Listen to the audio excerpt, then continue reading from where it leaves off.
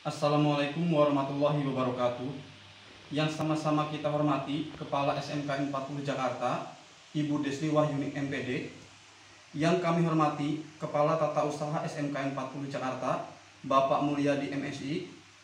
Yang terhormat Ibu-Ibu Wakil Kepala Sekolah, Bapak Ibu Kakomli, Bapak Ibu Wali Kelas 10, kelas 11 dan kelas 12, serta Bapak Ibu guru dan tenaga kependidikan yang dirahmati Tuhan yang Maha Kuasa.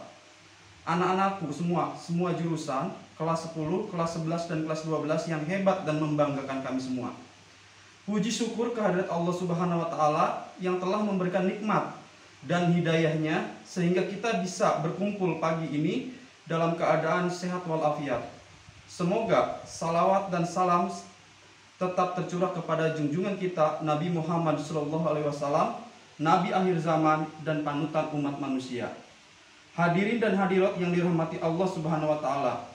Pada kesempatan kali ini, saya akan menyampaikan pentingnya pendidikan karakter, kepatuhan pada hukum yang berlaku, dan budaya toleransi serta menghargai keragaman.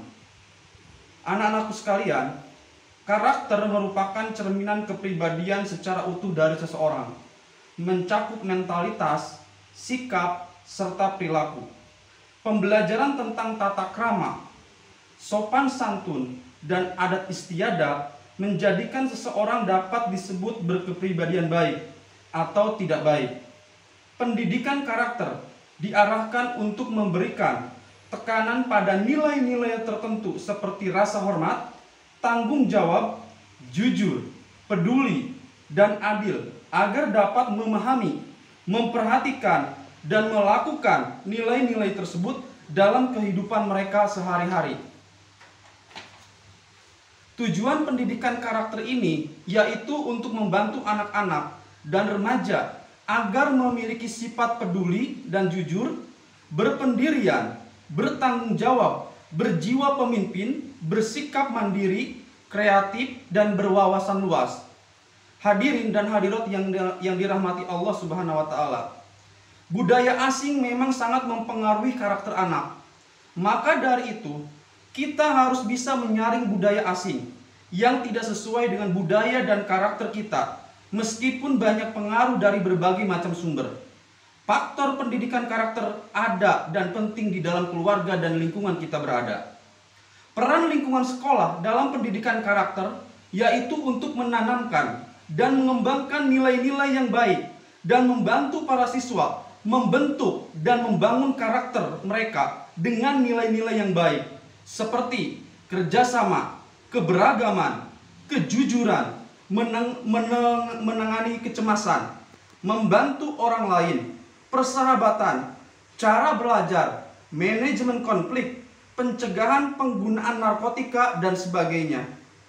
Peran keluarga dalam pendidikan karakter yaitu mengajarkan anak untuk membuat pilihan dan keputusan, memberitahu apa saja perbuatan yang baik dan buruk, dan tidak memakai fisik dalam mendidik anak kita.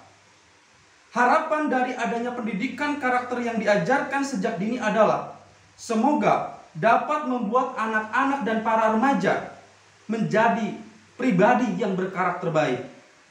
Jadi, dapat disimpulkan bahwa pendidikan karakter sangat penting bagi anak-anak. Jika mereka sudah dididik karakternya sejak dini, maka kemungkinan besar mereka akan sukses di masa dewasanya nanti dan menjadi pribadi yang berkarakter baik.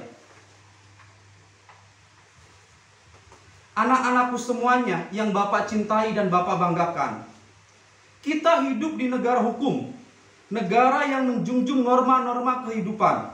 Tentunya kita sebagai pelajar hendaknya berupaya bagaimana di kalangan kita sebagai siswa mampu memahami dan merealisasikan kesadaran hukum tersebut baik di sekolah maupun di lingkungan masyarakat. Meningkatkan pengetahuan tentunya tidak dapat kita tunda-tunda lagi, karena kita hidup di negara hukum yang menjunjung tinggi hukum itu. Sebagai pemuda harapan bangsa, tentunya kita harus paham tentang hukum-hukum yang berlaku di negara kita, seperti hukum pidana, hukum perdata, hukum tata negara, dan sebagainya. Anak-anakku semuanya yang Bapak cintai dan Bapak banggakan, upaya peningkatan hukum janganlah hanya slogan-slogan atau ucapan-ucapan yang hanya didengungkan saja, tetapi kita harus merealisasikannya dalam bentuk sikap dan tindakan yang nyata.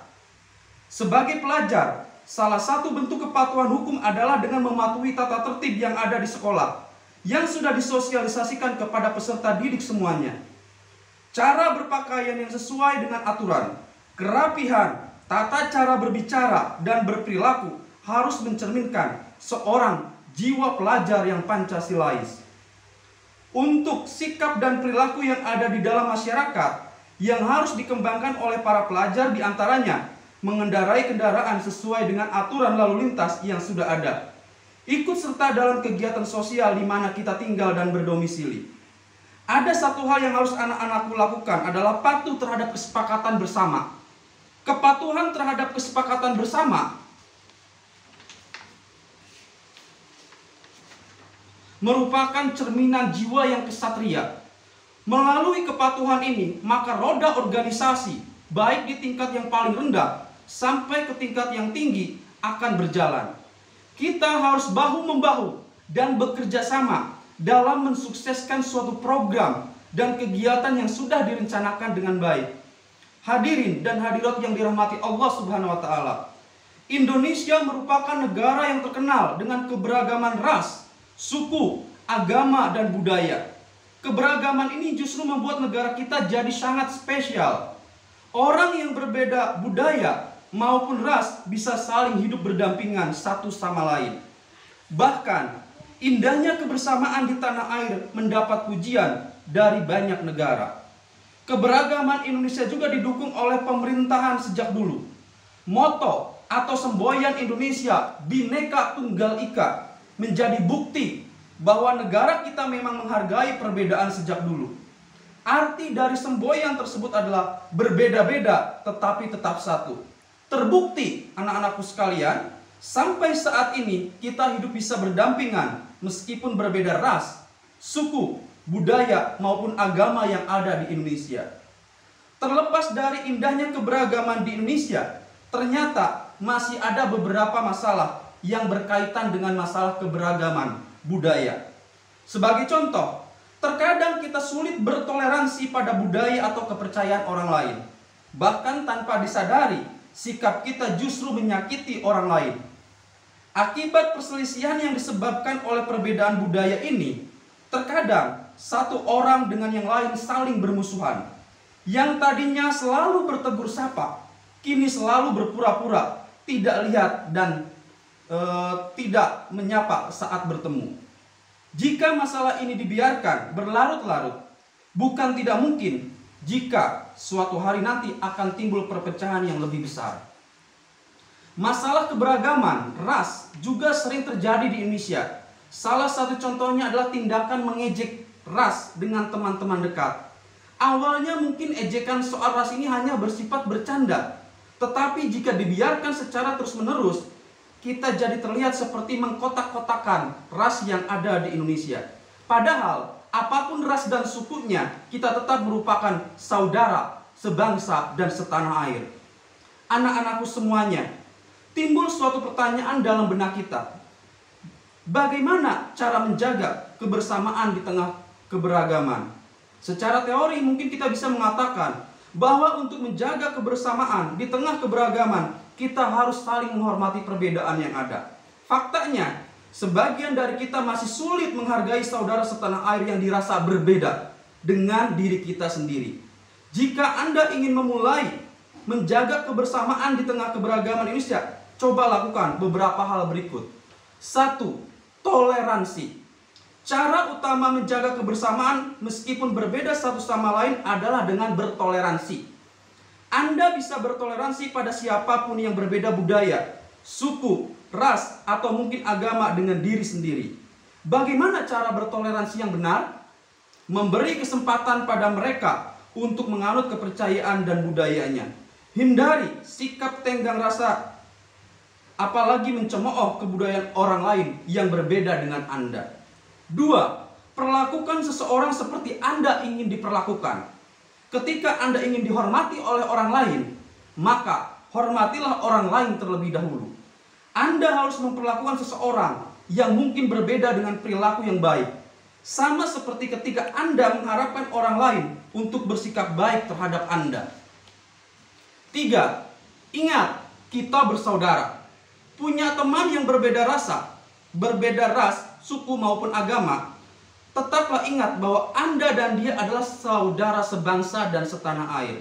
Sudah sepantasnya saudara sebangsa dan setanah air itu saling mengasihi satu sama lain.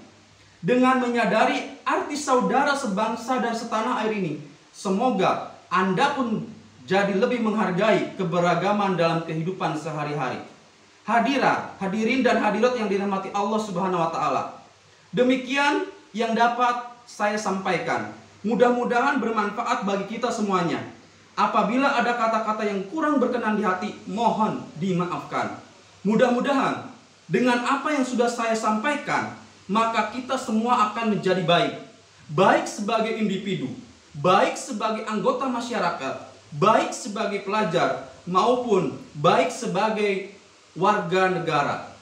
Akhirul kata, saya ucapkan billahi taufiq wal hidayah. Wassalamualaikum warahmatullahi wabarakatuh.